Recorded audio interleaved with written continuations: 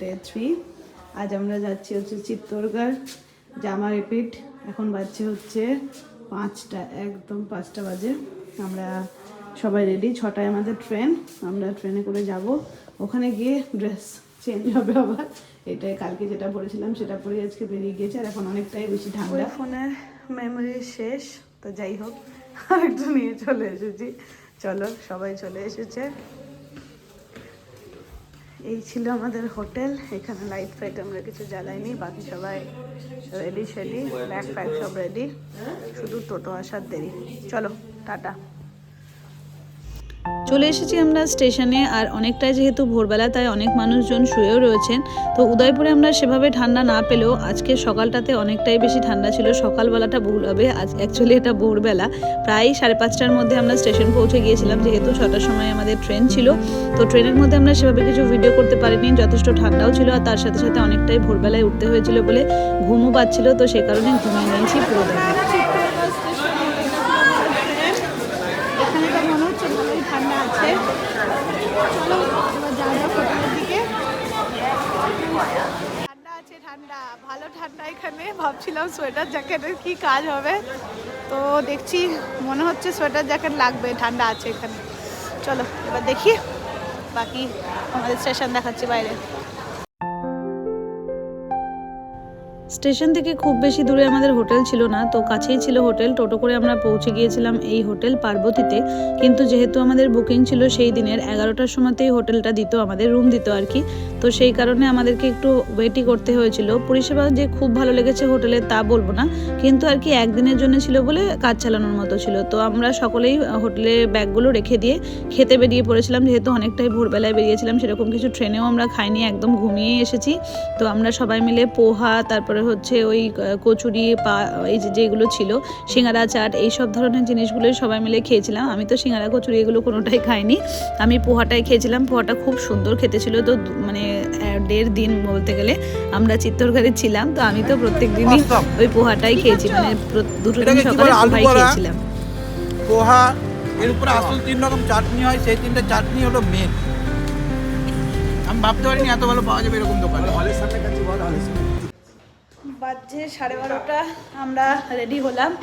আজকে রুমগুলো আমরা একটু দেরিতেই পেয়েছিলাম, সেই কারণে একটু দেরি হয়ে গেল। আর আজকে শুধু একটা ফোর্টই দেখার আছে, সেই কারণে কোনো অসুবিধা নেই। চলো দেখে আসি চিত্তরগড় ফোর্ট। অটো ঠিক করা হয়ে গেছে আমাদের, রেডি শেডি হয়ে গেছি। আর আউটফিট দেখায়, এটা হচ্ছে আজকের আউটফিট। রাত্রিবেলায় এসে আবার ভালো করে দেখাবো। কোথায় গেল আমাদের হোটেল, টোটো ওইখানে আমাদের টোটো। চলো টাটা। আমাদের হোটেল থেকে ফোর্টের ডিস্টেন্স এমন কিছু না হলেও আমরা টোটো রিজার্ভ করেই গিয়েছিলাম, কারণ হোটেলের দাদা বলে দিয়েছিল ফেরার সময় কিন্তু টোটো পাওয়া ওখানে খুব একটা সুবিধের হবে না। তো সেই কারণেই টোটো রিজার্ভ করে যাওয়া। তো টিকিট প্রাইস বলে দিই, ফোর্টের টিকিট প্রাইস ছিল 40 রুপিস পার পারসন। গাড়ি নিয়ে গেলেও গাড়ির চার্জেসও তাই ছিল। তো এখানে 7টা গেট পেরিয়ে আমাদেরকে এই ফোর্টের ভেতরে মানে মেন এন্ট্রান্সে যেতে হবে, যেখানে গিয়ে আমরা টিকিট মানে নিয়েছিলাম আর কি। তো এই গেটগুলোর বিভিন্ন নাম, গণেশ পোল, ভবন পোল, মদন পোল, এরকম ধরনের বিভিন্ন নাম দেওয়া এই গেটগুলো।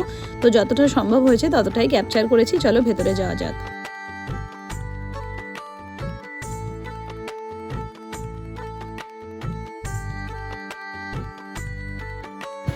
তো আমাদের ফার্স্ট স্টপ চিত্তরগড় ফোর্টে। ভেতরটা তো ভালো লাগছে দেখতে। চলো তোমাদেরকে যতটা পারবো, যতটা সম্ভব ভিডিও করা, ততটা ভিডিও করো।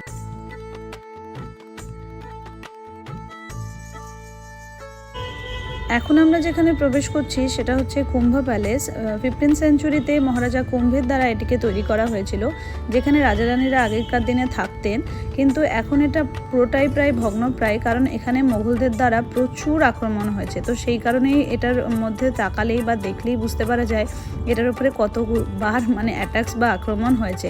তো এখন সেভাবে এর ভেতরে কিছুই নেই। Chittorgarh fort actually living fort, এখানে এর ভেতরে মানুষজন বসবাস করে, কিন্তু আগে যখন রাজারা থাকতেন তখন কিন্তু এর ভেতরেই প্রত্যেকটা মানে পরিবার থাকতো, বাইরে কিন্তু কেউই থাকতো না। তো এই ওপর থেকে দেখলে তোমরা বুঝতে পারবে ফোর্টটা কতটা বড়, আর রাজা রানীদের আলাদা আলাদা জায়গাতেও এই জায়গা বিভক্ত। এই যে বাইরে তোমরা বাড়িঘরগুলো দেখতে পাচ্ছ, এগুলো কিন্তু আগে ব্যাটল ফিল্ড মানে যুদ্ধক্ষেত্র ছিল, এখানে কিন্তু কোনো বাড়িঘরই ছিল না, সমস্ত বাড়িঘর কিন্তু এই ভেতরে ছিল। কিন্তু এখন এখান থেকে একটা ভিউ পয়েন্ট হয়ে গিয়েছে, এতটাই সুন্দর এখান থেকে দেখতে লাগছে পুরো চিত্তরগড় সিটিটা। তো এইখানে গাইড আমাদেরকে বলে দিচ্ছিলেন যে ওই যে সামনে দেখতে পাচ্ছ, এই সামনের জায়গাটাতে ওখানে মানে এই বিল্ডিংটা যেটা দেখতে পাচ্ছ ওই দিকটা হচ্ছে মানে মহারাজা কুম্ভের ছেলের বাড়ি আর কি, অফিস এলাকা। তোমরা শুনে নাও। हाँ वो म्यूजियम में उसमें काम चल रहा है अभी। अच्छा वो ही चल रही है। अच्छा वहाँ पे क्या क्या है? जो महाराणा का तलवार गुजार थे ना बंदूक, तो ये अच्छा उसमें अस्त्र शस्त्र रहता है। अबे अंदर जा पाएंगे ना? এখন এটা প্রায় ভগ্নপ্রায়, কিন্তু যে একটা হিস্টোরিক্যাল ব্যাপার এটার মধ্যে আছে, মানে এটাকে ফিল করতে হবে। দেখে মনে হবে হয়তো কিছুই নেই, সব তো ভেঙে চুরে গেছে, কিন্তু অদ্ভুত একটা ফিলিং। চলো এগিয়ে যায় সামনে, বাকি তারপর আবার দেখাচ্ছি। আর গাইড দাদাও চলে এসেছে, আমাদের সবটা বুঝিয়ে দেবে। জিনিস এখানে খুঁজে পেলাম, সেটা হচ্ছে দেখো এই যে সোজা সিঁড়ি, আমরা বিভিন্ন সিনেমাতে দেখি, এই দেখো খুফিয়া রাস্তা এখান দিয়ে গেছে, ওটা দিয়ে নিচে যাওয়া যাবে হয়তো, আমরা যাচ্ছি না, ওটা দিয়ে নিচে একটা খুফিয়া রাস্তা দেখো, সুড়ঙ্গ পথ। पूरी साला जावा जावे निश्चय। ये पहले गोमुखकुंड था। হ্যাঁ गोमुखकुंड रहता ना, अच्छा। तो गाय के मुंह से वो आगे है, वो विजय स्तंभ के पास में पहले ही वो रास्ता था। अच्छा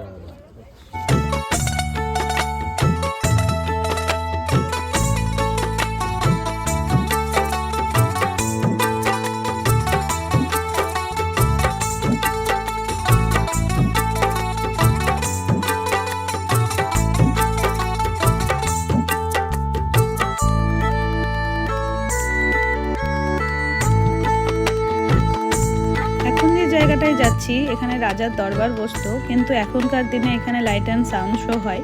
এই যে জায়গাটা দেখতে পাচ্ছ এটাই হচ্ছে মেন এন্ট্রান্স। এখানেই রাজাদের 7টা ঘোড়া, তখনকার দিনের ওটা সিগনিফিক্যান্ট ছিল, তো সেই 7টা ঘোড়ার ওখানে দাঁড় করিয়ে রাখা হতো, আর তার সাথে সাথে ওই ঘোড়াদের পুজোও করা হতো।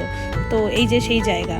তো এখন লাইট অ্যান্ড সাউন্ড শোয়ের টাইমটা হচ্ছে 6:30 থেকে 7:30, যদিও আমরা দেখতে পাইনি, আমরা তার আগেই ওখান থেকে বেরিয়ে চলে এসেছিলাম, আর আমরা প্রচণ্ডই টায়ার্ড ছিলাম বলে আমরা ওই দিনের শোটা মিস করেছি। যাই হোক, আবার যদি কখনো যাই তাহলে দেখব। আর বিভিন্ন এখানে মন্দিরও প্রচুর আছে এটার ভেতরে, তার সাথে সাথে অনেক পুকুর আর কি পন্ডও আছে এর মধ্যে। তো চলো, এটা একটা জৈন মন্দির, চলো এটাকে ভিজিট করে আসি। ও চলো,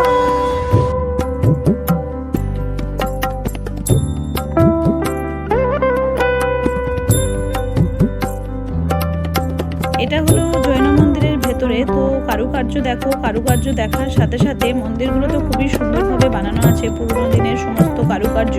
তার সাথে সাথে এই মন্দিরের ভিতরে অদ্ভুত নিস্তব্ধতা, মানুষজন ছিল যদিও, কিন্তু তার সাথে সাথেও অদ্ভুত একটা মানে শান্তির ফিলিং, যেটা গৌতম বুদ্ধের কাছে আর কি পাওয়া যায়। তো সেই ফিলিংটা অবশ্যই এই মন্দিরের ভেতরে আমি তো অন্তত ফিল করেছি। তো তোমরাও যদি কেউ গিয়ে থাকো তাহলে অবশ্যই কমেন্ট করো যে তোমরা এরকম কিছু ফিল করতে পেরেছো কিনা। অদ্ভুত সুন্দর দেখতে, অদ্ভুত শান্ত পরিষ্কার, মানে কি বলবো, এক কথায় অদ্ভুত সুন্দর একটা মন্দির।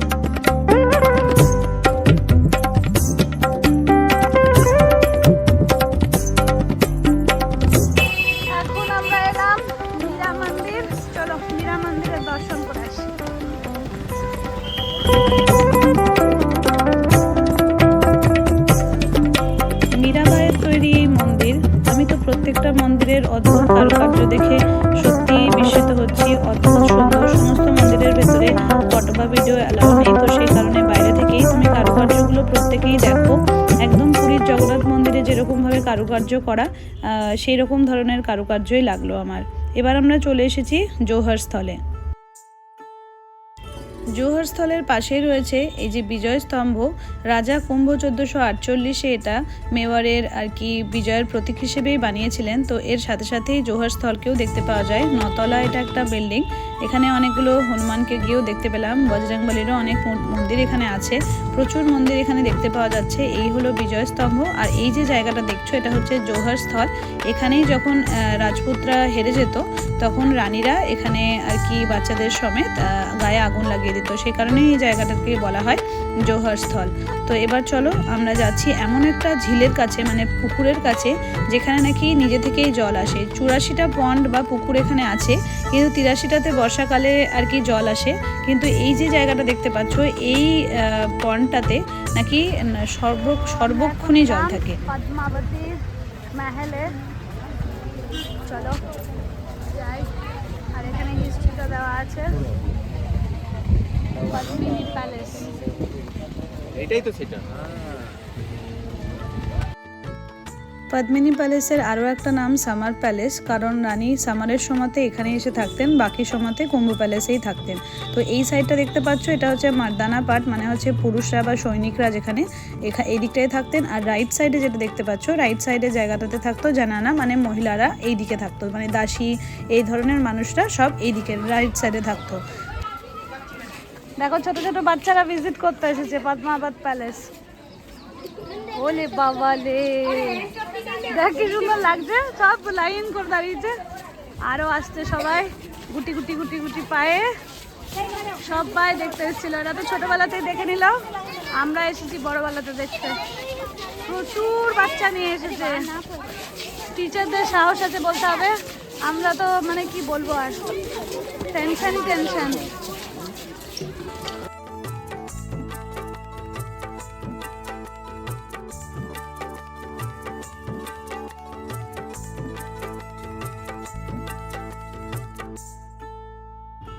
এই যে ঝিলের মাঝখানে দেখতে পাচ্ছ এটা হচ্ছে পদ্মিনী প্যালেস। সামারের সময় রানী এই মহলেই এসে থাকতো। আর এটা হচ্ছে সিকিউরিটি গার্ডের জায়গা, এখানে সমস্ত সিকিউরিটি গার্ডরা থাকতো। তো সমস্ত কিছুই পুরোনো দিনে যেমন ভাবে ছিল সেরকমভাবেই রাখা হয়েছে। এখান দিয়েই আর কি সৈনিকরা রানীর আর কি দেখভাল করতেন এই দিকের তরফ থেকে, আর রানী ওইখানে থাকতেন বছরের 4টে মাস। আর চলতে চলতেই আমরা এখন বেরিয়ে পড়লাম পদ্মাবত প্যালেস থেকে। আর যেতে যেতেই আমরা দেখতে পেলাম এই যে সব থেকে পুরনো মন্দির কালীমাতা মন্দির, প্রায় ওই 1400-1500 শতাব্দীতেই এগুলো তৈরি হয়েছিল। এবার আমরা চলে এসেছি সুরজপোল গেটে। এটা হচ্ছে সুরজপোলের গেট। এই দরজাগুলো খালি একবার দেখো, যাতে হাতিরা দরজাগুলোকে ভেঙে না ফেলতে পারে বলে এরকম স্পাইকসগুলো দেওয়া হয়েছে। অপূর্ব সুন্দর লাগলো দরজা। এটাই হচ্ছে মেন এন্ট্রান্স চিত্তরগড় ফোর্টের। এখন এই দিক দিয়ে আর এন্ট্রান্স করানো হয় না, কিন্তু আগেকার দিনে মানে রাজা মহারাজারা যখন থাকতেন তখন এই দিক দিয়ে আর কি ফুল এন্ট্রান্স হতো, হাতি ঘোড়া এই রাস্তা দিয়ে ওপরের দিকে আসতো। তো এইখান দিয়ে যা ভিউটা দেখতে পাওয়া যাচ্ছে, এটা পুরোটাই আর কি চাষের জমি ছিল। আগে এখানে কোনো বসতি ছিল না, পুরো জায়গাটা যুদ্ধক্ষেত্র প্লাস হচ্ছে চাষের জমি এই ধরনের বিষয় ছিল, কিন্তু এখন পুরোটাই চেঞ্জ হয়ে গিয়েছে। এখন আমরা যার পাশ দিয়ে যাচ্ছি সেটা হচ্ছে কীর্তিস্তম্ভ। বিজয় স্তম্ভের মতোই দেখতে, কিন্তু বিজয় স্তম্ভের থেকে একটু ছোট। এটা হচ্ছে কীর্তিস্তম্ভ, আর তার পাশে যে মন্দিরটা দেখতে পেলাম সেটা হচ্ছে একটা শিব মন্দির। তো পুরো চিত্তরগড় ফোর্টটাই এরকমভাবে একটা ওভাল শেপের, মানে ফিশ শেপের মতন করে বানানো। একটা দিক দিয়ে এন্ট্রান্স হয়, পুরোটা ঘুরে আবার বাইরের পথে যাওয়া যায়, মানে সেম পথ দিয়ে বাইরে যাওয়া যায়। তো চলো চলে এসেছি লাঞ্চ করতে, লাঞ্চ করে আমরা আবার বাকিটা দেখবো। হচ্ছে তার আপার ভিউ। আমরা এখানেই এলাম, ওপরে একদম টপে এসেছি। এখান দিয়ে এগুলো সব কালার হচ্ছে, এগুলো গায়ে লেগে যাবে না হলে। এই দিক দিয়ে এই যে এটা হচ্ছে নিচে আনখি না আনখি এই ধরনের কিছু একটা নাম। নিচের ভিডিও আমি এখন করিনি। এই যে এটা হচ্ছে লুকটা সুন্দর।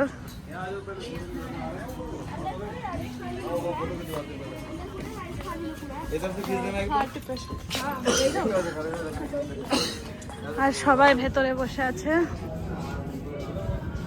আর এই এটা হচ্ছে সিস্টার।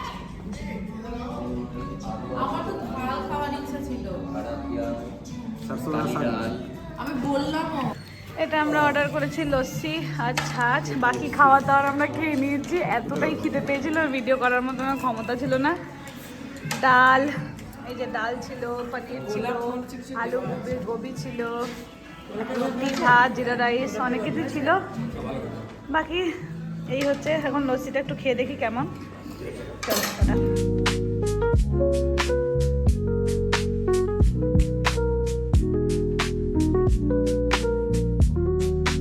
খাওয়া দাওয়া কমপ্লিট। এবার আমরা এখান থেকে বেরিয়ে যাচ্ছি। বেরিয়েই আমাদের টোটো ড্রাইভার বলল যে পাশে একটা দোকান আছে যেখানে ভালো ভালো জিনিসপত্র পাওয়া যায়, তো আমরা সেখানে একটু ঢুকেছিলাম। তো সেখান থেকে আমরা একটা আর কি কমফোর্টার নিয়েছি, আর তার সাথে সাথে আর কিছুই নিইনি, ওই শুধু কমফোর্টারটাই নিয়েছিলাম, কিন্তু দোকানটা বেশ ভালোই ছিল। তো চলো, এই হলো রেস্টুরেন্টটা যেটাতে আমরা খেয়েছি, আঙ্গেঠি মেওয়ার। আর এই যে পাশের দোকান যেটার ভেতরে ভিডিও করা অ্যালাউ ছিল না, তো সেই কারণে ভিডিও করিনি, জাস্ট ঢুকেইছিলাম ভেতরে, বাকি ভিডিও করা অ্যালাউ ছিল না।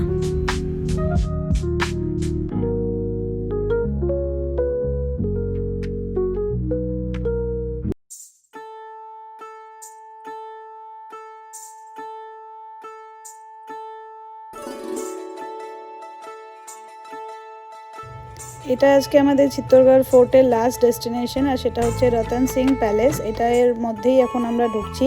তো আমরা একদমই সানসেটের সময় চলে এসেছিলাম। এর ভেতরেও মন্দির আছে, যদিও এখন সব কিছুই ভগ্নাবশেষ। দেখতেই পাচ্ছ সানসেটের টাইম বলে এতটাই সুন্দর লাগছে। এই যে এটার ফুল রাউন্ড ভিউ, তো এখান থেকেও সিটিটা পুরোটাই দেখতে পাওয়া যাচ্ছিলো একদম ওপর থেকে। জানলা দিয়ে আমি এই ভিডিওটা নিয়েছি। খুব সুন্দর একটা লোকেশন, ফটোশ্যুট করার জন্য তো খুবই ভালো, কিন্তু আর সেভাবে কেউ কিছুই এখন নেই এখানে। এই চিত্তরগড় ফোর্টের ভেতরে এখন সবাই বাইরেই থাকে। তো আমরা এই চিত্তরগড় ফোর্টের এটা লাস্ট ডেস্টিনেশনে এলাম আর কি, সেটা হচ্ছে রতন সিং ফোর্ট। ভেতর থেকে খুব ভালো লাগছিল, আর যে সময় আমরা এসেছি একদমই খালি ছিল বলে আরও বেশি ভালো জায়গাটাকে ফিল করা যাচ্ছিল।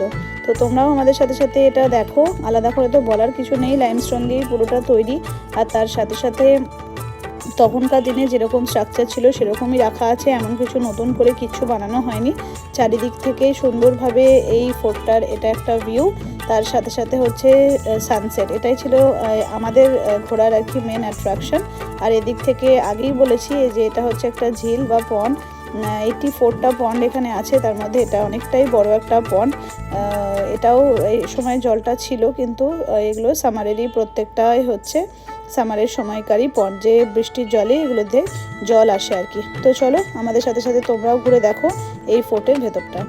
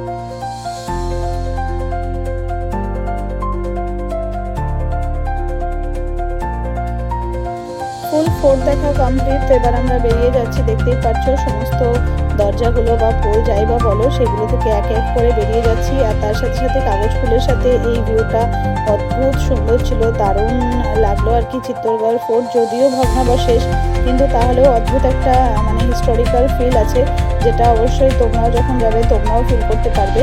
তো বেরোনোর সময় দেখছিলাম কত লোক ওখানে ছিল, কিন্তু মানে যেহেতু অনেকটাই বড় জায়গা তো লোকজন ভাগাভাগি হয়ে যাচ্ছিল বলে অতটা অসুবিধা কিন্তু কিছু হয়নি। আর এই যে দেখো পুরো পাহাড়ের ওপরে এই চিত্তরগড় ফোর্টটা তৈরি, তো সেই কারণে মানে রাস্তা থেকেও ভিউটা অপূর্ব সুন্দর।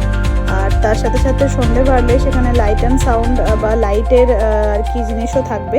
তো আমরা যখন মেলা গিয়েছিলাম তোমাদের সাথে শেয়ার করেছি, তো চলো তোমরা সেটা দেখতে পারো যে কতটা সুন্দর লাগছিল। আমাদের হোটেলে, হোটেল পার্বতী, চলো ভেতরে যাবো।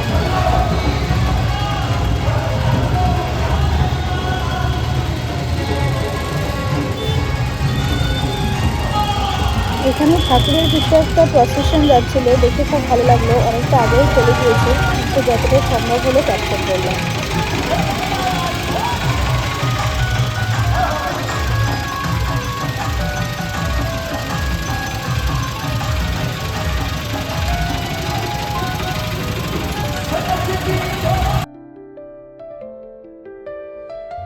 এই যে সেই নাইট ভিউ যেটার কথা আমি বলছিলাম, তো দেখতেই পাচ্ছ আমাদের হোটেলের একদম ওপর থেকে, তো এতটাই বড় জায়গার ওপরে, তো এটাকে পুরোটা ক্যাপচার করা সম্ভবই নয়। আর সামনে বিল্ডিংও ছিল, সে কারণে সবটা দেখা যাচ্ছে না, কিন্তু যতটা পারলাম দেখালাম। উদ্যানে এসেছি আমরা এখন। এরকম একটা স্তম্ভ এখানেও বানানো আছে, এই যে জায়গাটা এরকম, পদ্মিনী উদ্যান, চিত্তরগড়। চলো যাওয়া যাক।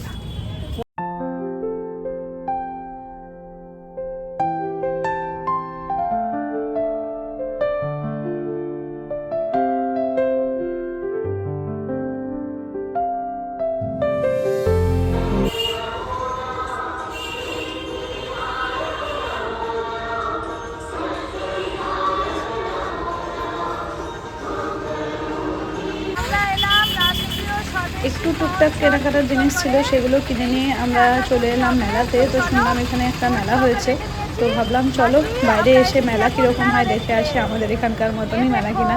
তো দেখলাম বেশ বড়সড় মেলা বসেছে, তো চলো ভেতরে যাওয়া যাক। তো খুব সুন্দর করে লাইট দিয়ে সাজিয়েছে, আর অনেকটাই স্পেস জুড়ে, জায়গা জুড়ে আর কি জিনিসটা হয়েছে। তো চলো দেখি মেলার ভেতরে কি আছে।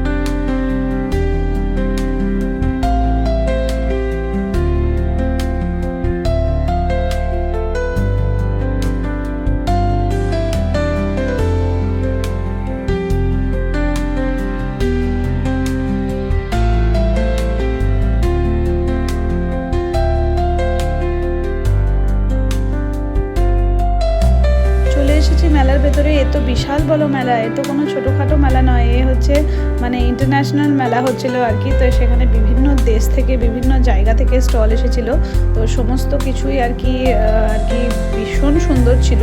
তার সাথে সাথে আমরাও টুকিটাকি জিনিস দেখছিলাম, কিনছিলাম, কৃষ্ণ ঠাকুরের আর কি, গোপাল ঠাকুরের ছোটো ছোটো জিনিস, তার সাথে উট, এই ধরনের বিভিন্ন রকমের জিনিস আমরা নিয়েছি। কিন্তু প্রত্যেকটা জিনিসই খুব সুন্দর ছিল, হাতের কাজগুলো তো অপূর্ব, সেই জন্যেই অনেকটাই ভিডিওতে দেখানোর চেষ্টা করেছি যে বিভিন্ন জায়গা থেকে মানুষ এসেছেন, কিন্তু এত সুন্দর হাতের কাজ, সমস্ত কিছু তো কিনে বাড়ি নিয়ে আসা যায় না, কিন্তু জিনিসপত্র দেখতে এত ভালো লাগছিল, তাই ছোট ছোট ক্লিপিংসে ধরে রেখেছি যে কত সুন্দর সব হাতের কাজ।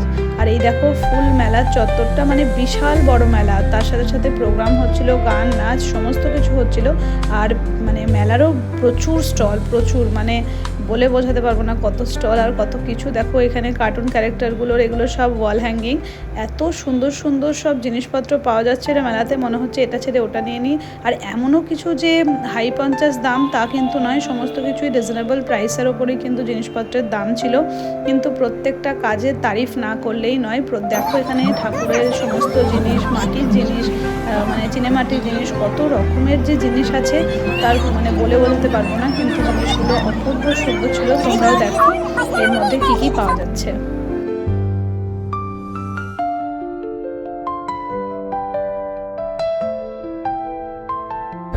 মেলা ঘোরা আমাদের কমপ্লিট। এবার আমরা চলে যাব রাতের ডিনার করে, এবার শুয়ে পড়তে হবে, কারণ একটুও রেস্ট নিচ্ছি না, পুরোটাই আমরা মানে যতটা নিংড়ে নেওয়া যায় আর কি। তো যেহেতু ফোর্ট দেখা হয়ে গেল, তো সেই কারণে আমরা ওই ইয়েতে গেলাম, মেলাতে এলাম। তো মেলাটাও ঘোরা হলো।